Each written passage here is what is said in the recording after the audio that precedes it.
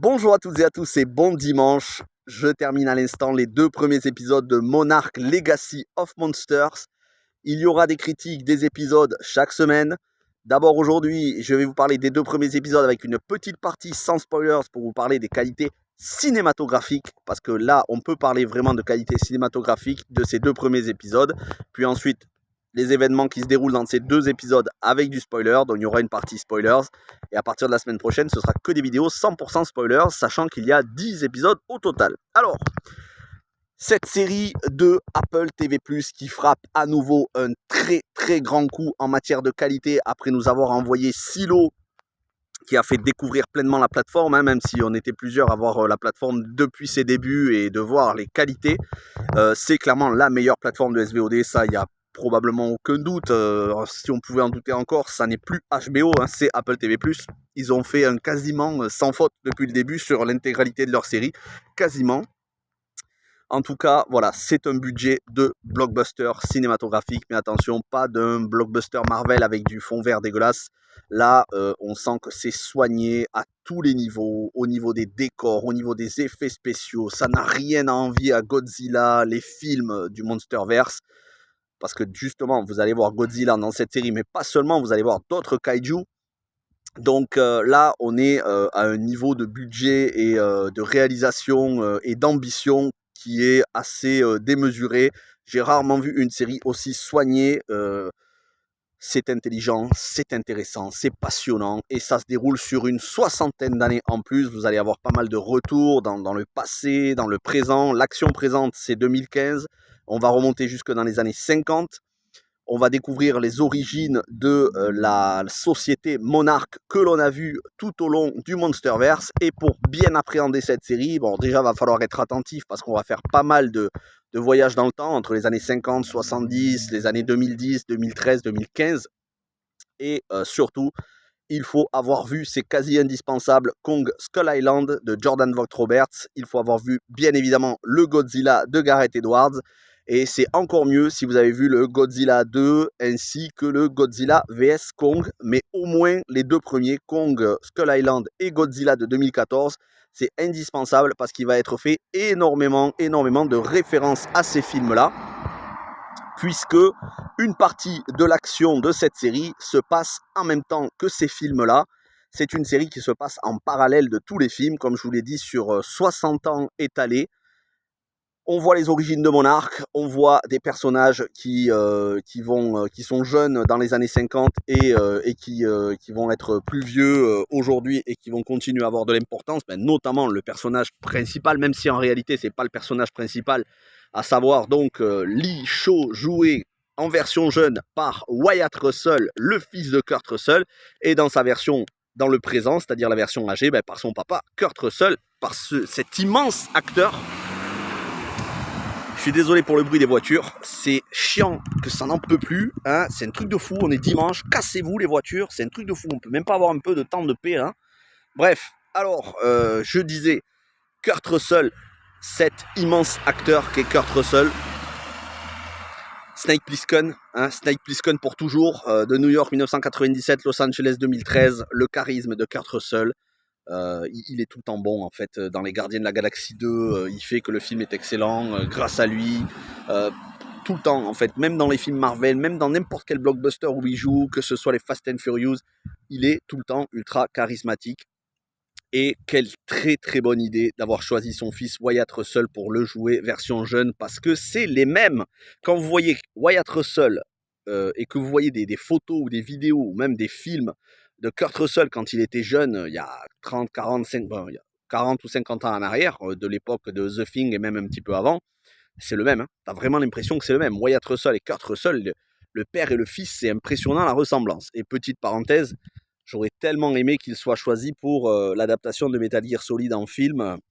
Le frangin, enfin le fiston et le père, ça aurait été tellement bien d'avoir un dans le rôle de Snake et l'autre dans le rôle de Big Boss. Bref, peu importe. En tout cas, très très très bon casting, et notamment le casting japonais, parce que le gros avantage de cette série, c'est qu'il y a un casting quasiment entièrement japonais. En fait, il n'y a que 4 acteurs américains, donc Wyatt et Kurt Russell, Anders Holm, qui est un habitué des comédies américaines comme par exemple L'interview qui tue avec James Franco et Seth Rogen. Il me semble qu'il avait joué aussi dans un autre film avec Seth Rogen et James Franco, This is the End, c'est la fin. Et on a Kiersey Clemons qui joue dans Flash, en tout cas dans l'ancien DCEU, dans le Snyderverse, où elle faisait la petite copine, donc elle faisait Iris, la copine de Barry. Donc Kiersey Clemons qui joue ici le rôle d'une hackeuse, amie avec deux frères et sœurs, demi-frères et sœurs qui ne se connaissent pas, qui vont se découvrir et qui sont en lien très étroit avec l'organisation Monarch. Au niveau de l'intrigue, justement, on va voir les tout premiers scientifiques de Monarch qui découvrent les kaiju. On va voir l'organisation, comment elle va devenir très importante, comment elle va devenir mondiale et qui sont partout à chaque fois qu'il y a des catastrophes avec des kaiju. Et voilà, et les personnages du présent sont en lien avec cette organisation et ils vont découvrir un petit peu leurs origines. Voilà, j'en dis pas plus pour la partie sans spoilers.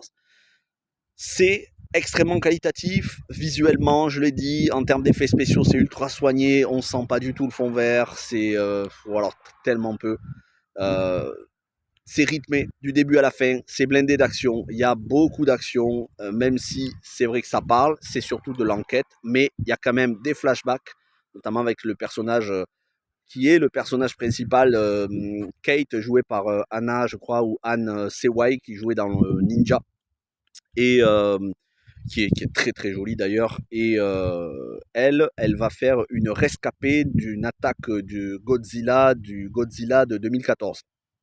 Donc elle va avoir des flashbacks et donc on va voir Godzilla se balader à San Francisco et on va voir aussi ce qu'on ne voit pas souvent dans les films parce qu'ils n'ont pas, pas le temps de le montrer, c'est-à-dire les dégâts collatéraux. Parce que nous on voit souvent l'armée s'affronter avec Godzilla, mais on ne voit pas les victimes innocentes, les civils, les bus, les enfants, les voitures.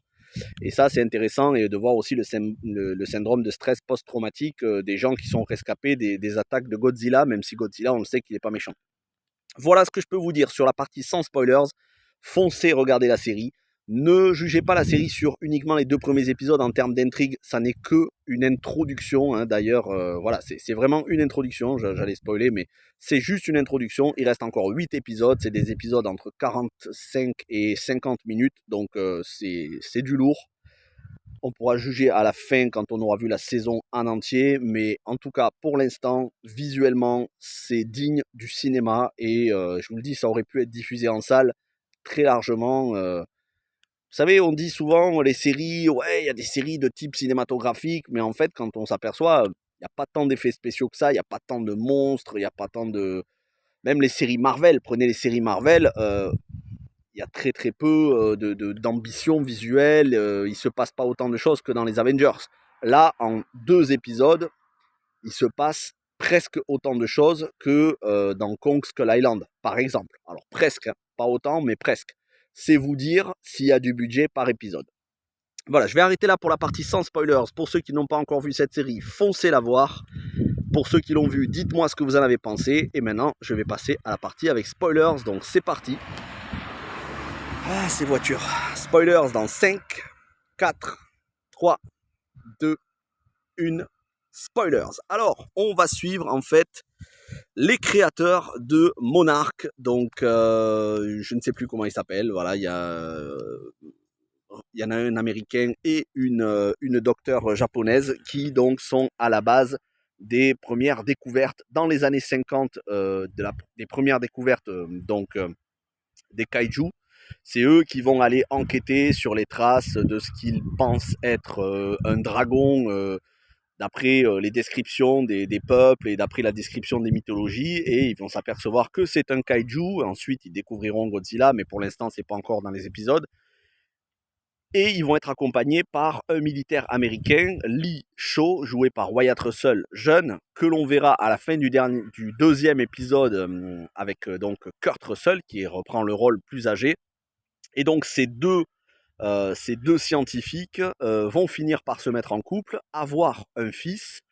Ils mourront et on va voir la mort de la docteure, alors je crois que c'est Miura qu'elle s'appelle, qui va tomber dans les griffes justement de kaiju lorsque à un moment donné elle va se balader. Ils vont chercher, voilà, ils vont chercher dans dans des grottes et malheureusement elle va tomber de la corde et elle va être aspirée dans le fond par les kaiju.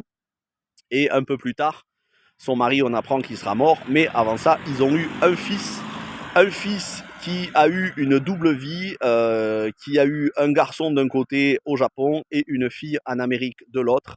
Et donc, ces demi-frères et demi-sœurs ne connaissent pas du tout leur existence. Et quand ils vont apprendre que leur père a disparu, ben, ils vont finir par se rencontrer en étant très méfiants l'un de l'autre, parce que ben, forcément, ils s'aperçoivent que leur père avait une double vie. Mais peut-être que leur père ne serait pas mort. En tout cas, ils vont se lancer avec l'aide d'une hackeuse jouée par Kiersey Clemons et bien évidemment en allant chercher l'aide de l'oncle de substitution, Lee, donc Kurt Russell. Ils vont se lancer à la recherche de leur père et donc c'est-à-dire le fils des fondateurs de Monarch. Donc on suit les fondateurs de Monarch, leur fils et la petite fille et le petit-fils des fondateurs de Monarch, une histoire de famille. Et à travers ça, on va voir des attaques de kaiju, ça va se passer sur plein d'îles différentes. Et on a la société Monarch parce qu'elle a grossi, elle a grandi et ils sont pas toujours très très bien intentionnés. En tout cas, le personnel n'est pas de confiance. Qui vont s'apercevoir que on leur a volé des fichiers. Donc le demi-frère et les demi-sœurs sont en possession de fichiers de leur père. Et donc, ces deux jeunes gens vont avoir des agents de Monarch à leur trousse et ils vont avoir besoin de l'aide de Kurt Russell qui connaît Monarch mieux que personne. Voilà ce qui se passe sur ces 2 premiers épisodes avec, et ça c'est très intéressant, parce qu'on est au Japon et parce qu'au Japon ils ont l'habitude des tremblements de terre, donc ils ont l'habitude avec les alarmes de se planquer dès qu'il y a des secousses. Là, on nous montre bien qu'on est dans l'après-Godzilla et que les gens, c'est rentré un petit peu dans les mentalités d'avoir des abris et des alarmes et aller s'abriter dès qu'ils pensent qu'il va y avoir une attaque de kaiju. Donc à certains moments dans les 2 premiers épisodes, voilà, on a une alarme qui retentit et donc on a tous les habitants dans les rues qui vont se planquer dans les sous-sols, dans les métros. Très intéressant de voir un petit peu la vie post-apparition des kaiju et de voir les gens, les habitudes qu'ils ont pris pour s'en protéger. Donc je ne suis absolument pas déçu. J'ai cru voir qu'il y avait des gens qui étaient un peu frustrés, notamment au niveau des critiques, qui voulaient en voir plus. Les gars, on ne peut pas vous montrer tout ce que vous avez dans les films en 2 épisodes de 45 minutes. Attendez de voir la saison en entier avant de dire que c'est mauvais ou avant de dire que vous êtes déçu. De toute façon, c'est pas mauvais. Déjà, cinématographiquement, c'est très ambitieux. Après, peut-être que vous allez rester sur votre faim par rapport aux révélations, mais ne vous attendez pas non plus à ce qu'on vous raconte tout en 2 épisodes. Il reste 8 épisodes de 45 à 50 minutes. On aura largement de quoi découvrir. Probablement qu'on va avoir des connexions avec les films encore plus précises et qu'on verra pas seulement Godzilla, mais qu'on verra beaucoup d'autres kaiju. Qui sait, peut-être Ghidorah, peut-être Mothra et d'autres. On verra. En tout cas, c'est passionnant. C'est une série blockbuster, mais bien écrite, avec des personnages intéressants, du mystère, du suspense, de l'enquête, de la destruction massive. Tout ce qu'il faut pour faire une excellente série. Apple TV+, chapeau bas, respect, parce que là, franchement, ils font que des bons choix. Quasiment que des bons choix. C'est vraiment la plateforme à prendre. S'il y a une plateforme de SVOD à prendre, c'est celle-ci, avec Paramount+, pour le Yellowstone Universe. Mais voilà, Apple TV+, c'est la qualité.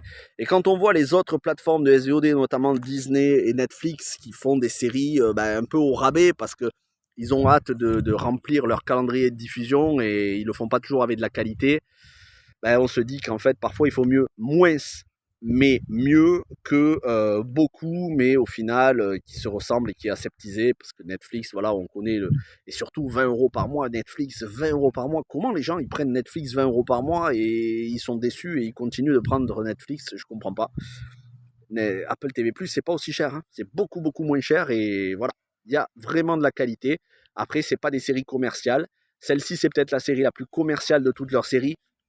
Mais même là, on est quand même sur un spectacle intelligent qui relève plus de Pacific Rim de Guillermo del Toro et du Monsterverse que d'une série toute pourrie avec un humour éclaté. Parce que justement, il n'y a pas d'humour et il y en a très très peu d'humour et c'est bienvenu. Ça fait du bien d'avoir une série sérieuse qui traite des personnages sérieusement à l'ère de l'humour super-héros, c'est insupportable. Et là, ça fait beaucoup de bien. Je vais m'arrêter là. Merci d'avoir regardé cette vidéo. Si vous l'avez appréciée, n'hésitez pas à liker, vous abonner, partager. Et surtout, merci du fond du cœur et des bisous à tous parce que vous étiez très nombreux au live des 4 ans de la chaîne que l'on a fait vendredi soir. Et on a franchi les 2500 abonnés, les 2,5K. Donc, merci du fond du cœur à tous pour votre soutien, pour tous vos messages par rapport à ma situation perso. Mais voilà, vous inquiétez pas, tout va s'arranger. On aura l'occasion très prochainement, dans les prochaines semaines, les prochains mois, de se faire beaucoup plus de live ensemble. Et on couvrira les grosses séries, que ce soit Fallout, l'adaptation de jeux vidéo en série, que ce soit House of the Dragon ou Le Seigneur des Anneaux et d'autres grosses séries comme ça. On aura l'occasion de se faire des lives, de se revoir chaque semaine. Merci à tous, des bisous, passez un bon week-end, portez-vous bien, ciao tout le monde.